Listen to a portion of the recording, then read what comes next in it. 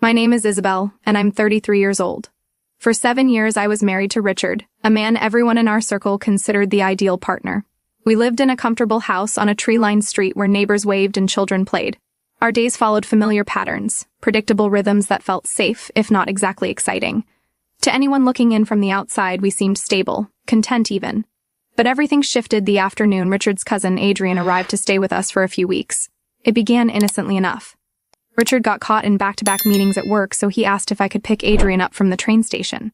When I spotted him in the crowded terminal, something in my chest tightened before I could process why. Adrian was magnetic, tall, athletic, with an easy confidence that Richard had never possessed. We greeted each other with a casual embrace, and I felt something spark that I had no right to feel. During the drive back to the house, he told me about his work as a travel photographer. He'd just returned from spending 3 months in Peru, and his stories were filled with vivid energy. So different from Richard's evening complaints about spreadsheets and conference calls. That first night over dinner, Richard launched into his usual monologue about workplace politics. Stories I'd heard countless variations of before. But my attention kept drifting across the table to Adrian, who would catch my eye and hold my gaze just a fraction too long. I excused myself early, claiming fatigue, but really I lay awake in the dark, wrestling with a question I shouldn't have been entertaining. Why am I feeling this pull, and what happens if I let myself acknowledge it? Part 2. Lines crossed. Over the next several days, Adrian seemed to find reasons to be near me, accidental brushes of hands in the kitchen. Soft smiles meant only for me when Richard wasn't watching, and I felt something awaken inside me, something that had been dormant for years. One evening, Richard had to work late again, and Adrian suggested we play cards in the den. I admitted I didn't really know how to play poker properly. "Then I'll teach you," he said with that easy smile. As he leaned over to explain the rules, positioning himself close behind my chair, I felt warmth flood through me. His breath brushed against my neck as he pointed out which cards to keep, and I could barely concentrate on the game. When I turned to ask a question, we were suddenly face to face, barely inches apart. Neither of us moved away. The kiss happened slowly at first, then deeper, more urgent. It was wrong. I knew it with absolute certainty, but I didn't pull back. For days afterward, that kiss replayed in my mind like a forbidden film I couldn't stop watching.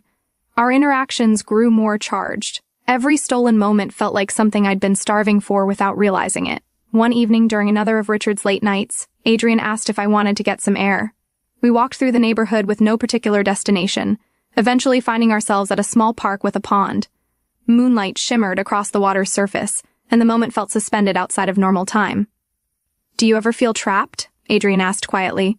Every single day, I heard myself admit.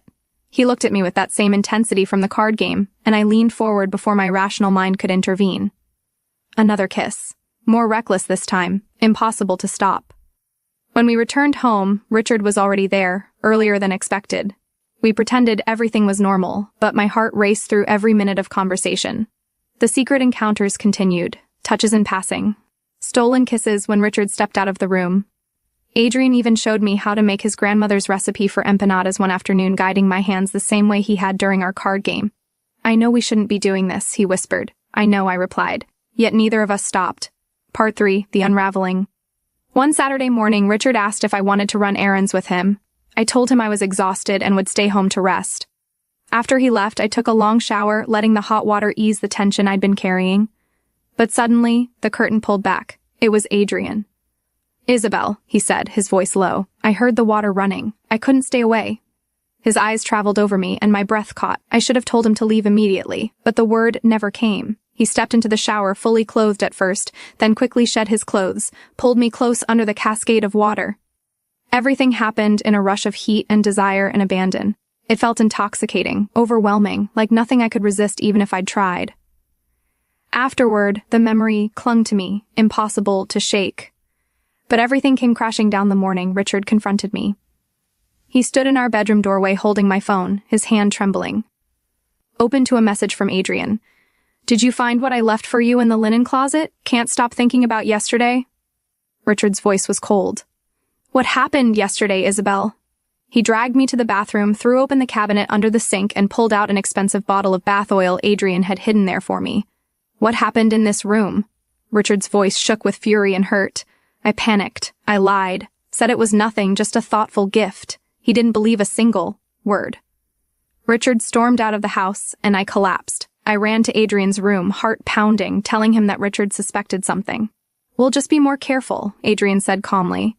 But I didn't realize our time for being careful had already run out, because that evening, when we met at the park again, I felt the weight of someone's gaze on us. When Adrian kissed me, I opened my eyes and froze. Richard stood at the edge of the clearing, watching everything unfold. His face showed devastation so complete it physically hurt to see. "Isabel." "Adrian," he said, his voice breaking. "How could you do this?" Adrian tried to speak, but Richard cut him off. "Don't. There's nothing either of you could say. I saw everything. Both of you need to get out. Now." He made us pack that same night, demanded our keys, slammed the door on 7 years of marriage. Part 4, the aftermath.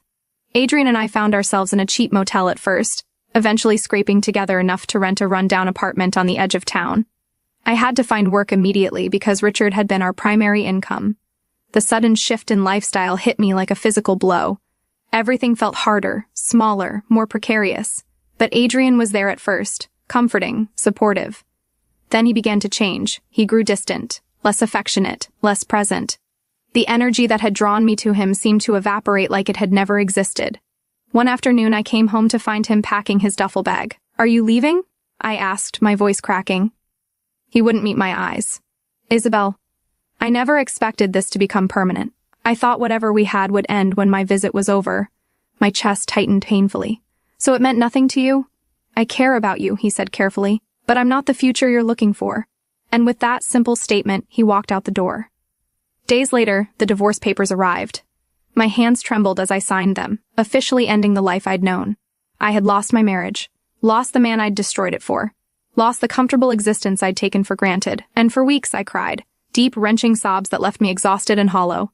Part 5, rebuilding, but slowly, painfully, I began to rebuild. I learned to live alone, to pay my own bills, to make decisions without consulting anyone, to sit with my mistakes instead of running from them. I took a job at a small marketing firm. The work was challenging but gave me purpose, gave me something to focus on besides my regrets. I started therapy, finally dealing with the unhappiness I'd been avoiding for years in my marriage. Understanding that while my choices had been wrong, they come from a place of profound disconnection I hadn't known how to address. Eventually, I saved enough to move to a better apartment, made new friends who knew nothing about my past, developed new routines that belonged only to me. Slowly, very slowly, I became stronger. I never heard from Adrian again, and honestly, that silence became its own form of closure. What we'd had was never real. It was escapism, fantasy, the dangerous thrill of the forbidden. Epilogue. Moving forward. Today, 3 years later, I'm no longer running from my past.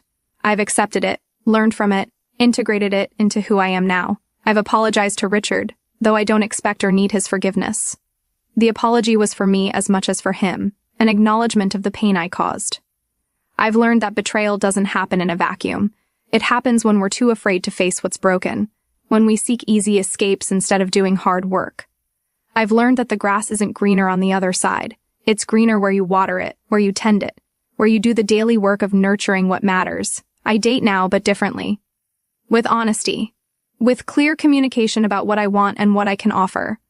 With respect for boundaries and commitments. I'm building a life I'm proud of. Not the life I had, which looked good on the surface but felt empty underneath.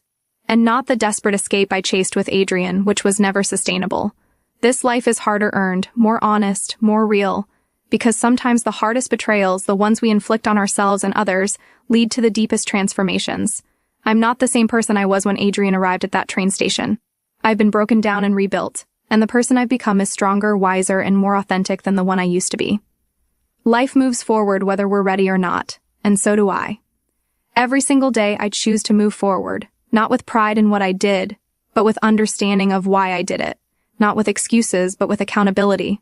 Not with regret that paralyzes, but with lessons that propel me toward becoming someone I can respect. The affair didn't give me what I thought I wanted, but its aftermath gave me something more valuable. The chance to discover who I truly am when everything comfortable is stripped away. And that person, imperfect and flawed as she is someone I'm finally learning to accept.